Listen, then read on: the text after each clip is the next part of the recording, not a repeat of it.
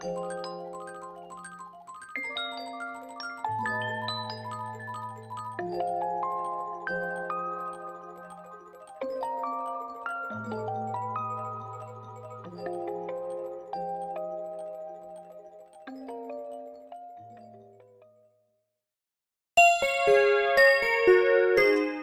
morning. Welcome to the beginning of your week. It's Monday, and we've got the morning show cranking here live on Facebook, YouTube, Twitter, Twitch, Instagram, and of course we have TikTok on our left. Good morning, TikTok. Good to see you. I'm looking at the chat here now. Looks like we've got TJ Pruitt in the house. Good morning to you, sir. Glad you're here with us. Got Mark Henderson in the house. Good morning, sir. Good to see you. And of course, on my right, I've got my lovely wife, Brittany. Brittany, how are you this morning? I'm tired. You tired? Yeah, so we all watched the finale of American Idol, and it was like a watch night service. It's like it never ends. Like a super bougie watch night service. And then we watched a commercial for like a quarter pounder with cheese and They got you. a fish sandwich, and so we all got McDonald's. And I don't eat McDonald's anymore, not because I'm like one of those people. It's like, but it just makes me sick. It tears my stomach up. Really, literally, any other fast food restaurant, I'm fine, but McDonald's tears me up. Yeah, What did I do? you did it.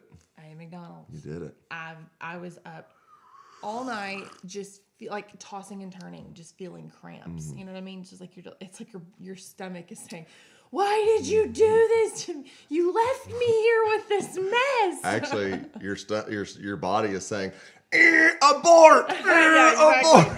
Yeah, exactly. That's part of it, but it's been a busy weekend. It has. Between just work, life, church, like the whole game, which by the way, Brittany this Sunday, it's not that she doesn't do this, but I just got to brag on her. She preached the house down at Point of Mercy. Like, just freaking rocked it. I'm just gonna throw it out there. She did amazing. Thank you. For real, go to Point of Mercy, the Facebook fan page. Find yesterday's service. Watch it.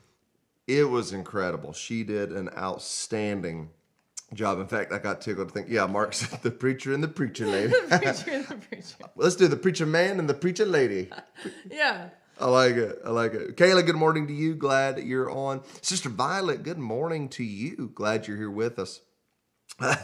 Yes, here. Yep, comments are coming in about Brittany from yesterday. Yes, we've got Sister Violet said, yeah, her preaching was awesome. Yesterday, Kiana said, awesome job. I'm telling you, it was absolutely amazing. That door is not unlocked. Ooh, Hang on, we've got company.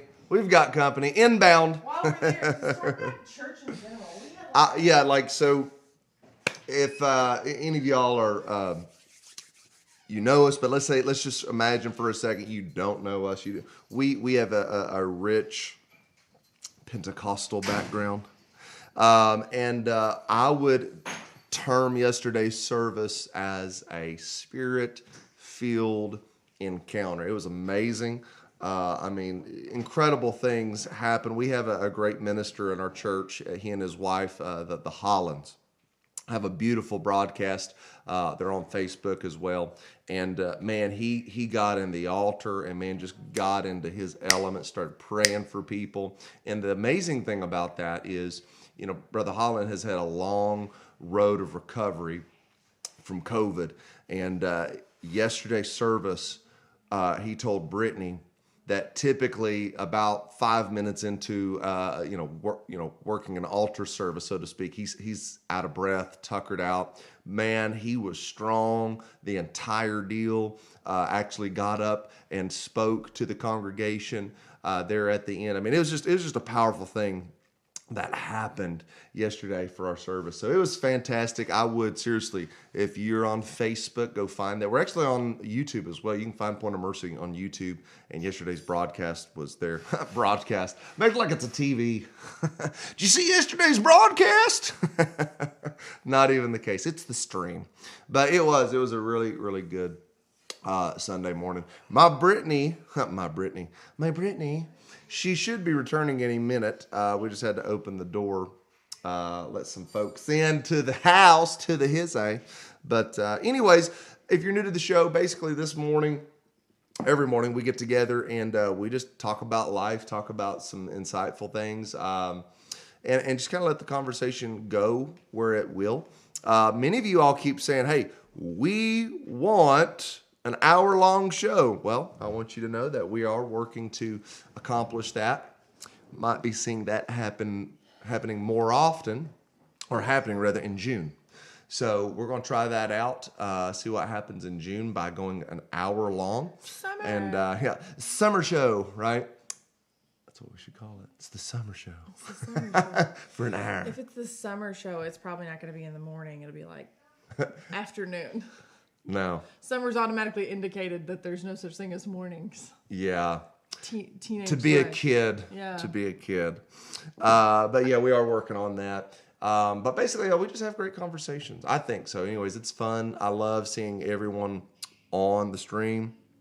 And yes, sorry, I just saw where Mark said Preston had a good mix going. He did. He did phenomenal. Great. Like, that was kind of the thing. We were really shorthanded yesterday. Like, we had a lot of key leaders out and in their respected areas. We called ourselves the Skeleton Crew. The Skeleton Crew. But I will tell you this, the team rallied and made a phenomenal service, production experience, all of that come together. It was awesome. That being said, I want to introduce this week's topic and conversation. Friday, we ended on talking a little bit about what's known as the working genius. And what that is, it's like a personality type that is designed to help people understand their critical role in working on a team. Because at the end of the day, and I do believe this, everyone is a genius at something. Like, you have something, you have gifts, you have this ability and abilities to bring to the world. And what happens is teamwork is when all of these geniuses get together, and if it's done in the right way, real big results happen. But unfortunately, sometimes when you get a bunch of geniuses together, you can't get anything done. Yeah.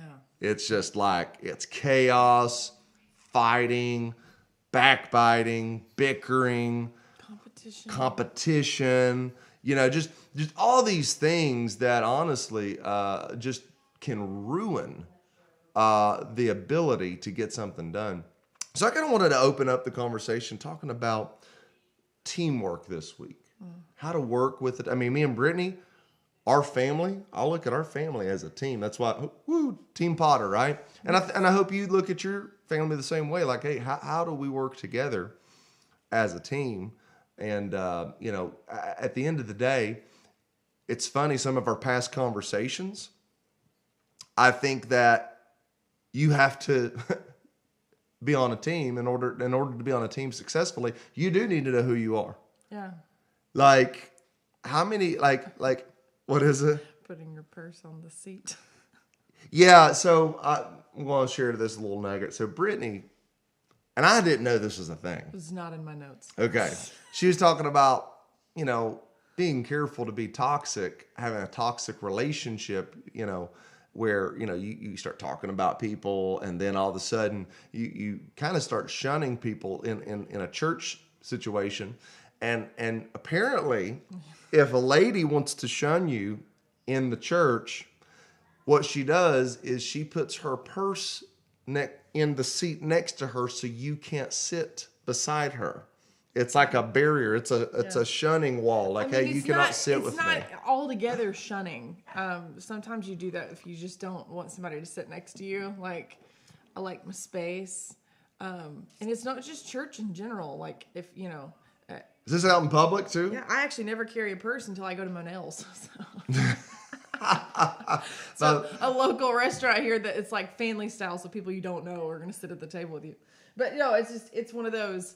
The point being, yeah, and I don't like how she's been lately. I don't want to be around her, and yeah. sit the purse next to her, but then talk about her and yeah. I've never thought to do that. Yeah. Well, I mean, I don't carry a purse either, but like, Yeah. you know what I'm saying? Like, It's an extra. It's a weapon, really. Is it?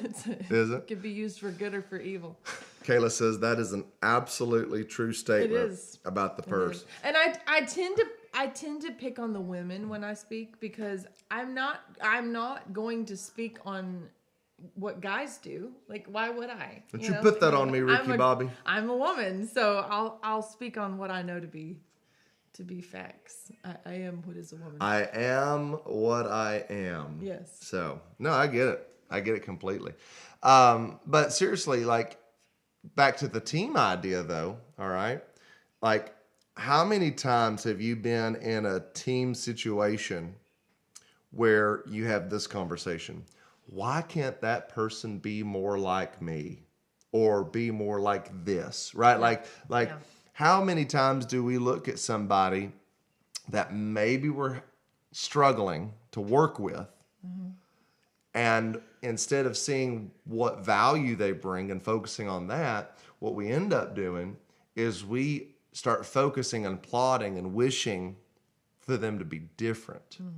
Like, can you think of, like, I think you and I are, like, we've kind of figured this out. Yeah. Because as much as we are alike, we're also not alike. But it's funny because our working geniuses, we do have one in common. And Yeah. we do have one that's not in common. And Yeah. the one that's not in common is Goes the opposite direction. It's quite. Yeah. Where are you going? Mom? Where are you going? I'm gonna get my medicine. Okay. Can I leave him here? Yeah. Okay. So- My mom's home. My mom and my dad are home, so you're just They're home. welcome to the house. And we now own a new dog. It's probably gonna start barking. So let me run these through, by the way, because if you never checked this out, this is kind of really interesting. It's called the Working Genius. There's 6 geniuses, 6 types of personalities, and it spells widget. That's kind of funny. So there's the genius of wonder, which are folks that have the gift of pondering the possibility of greater potential and opportunity in a given situation, right? So they're up there in the sky thinking about things, thinking about thoughts. Yes, I am. Yes, I am. There's the genius of invention. They have the natural gift of creating original and novel ideas and solutions, right? They are going to create some stuff. They're very creative people. There's the genius of discernment, the natural gift of intuitively and instinctively evaluating ideas and situations. They're the ones that are going to tell you that's a good idea or that's a bad idea. All right. The genius of galvanizing, the natural gift of rallying, inspiring, and organizing others to take action. Okay. These are the cheerleaders. Come on, let's get together. The genius of enablement. It's a natural gift of providing encouragement and assistance for an idea or project, right? Kudos to them for kind of putting a positive twist on an otherwise negative word. For sure, Yeah. because this is your project managers, right? Yeah. These are the people that they've got the lists, right? And they're we can do Isn't this. Angelina, is she an enabler? She is an enabler. And then this goes to the next one. This is the gift of tenacity, the natural gift of pushing projects or tasks to completion to achieve results. So in other words, these are the people that give me the list and I will get it done. But leave me alone because I need to do my list. Okay. All of these like, and so that's kind of the spectrum of, like, from idea to doing, if that makes any sense, right? So there's a natural, like, hey, you could kind of see where personalities could clash. So let's talk about, we have in common discernment. In other words, we can kind of look at some stuff and kind of be like,